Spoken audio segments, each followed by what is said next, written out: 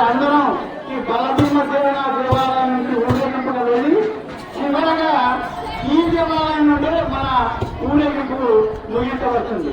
కాబట్టి అందరూ కూడా భజనతో శ్రీరాముని స్మరిస్తూ జై శ్రీరామ్ అంటూ మన ఊరేగింపు కొనసాగాలి.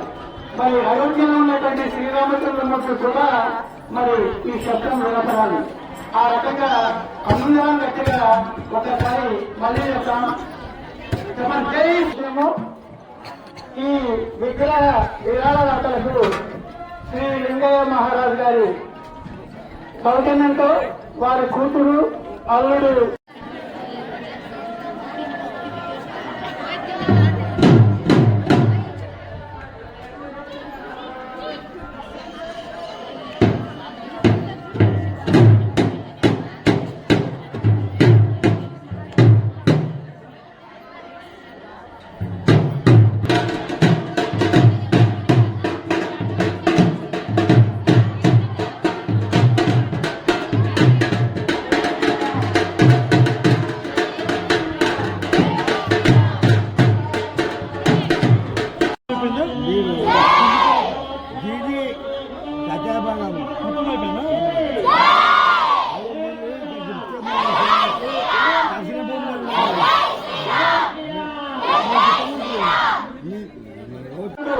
వారికి అష్టవిషయాలు ఆరోగ్యాలు ప్రసాదించాలని కోరుతూ మరి తీసుకున్నారు.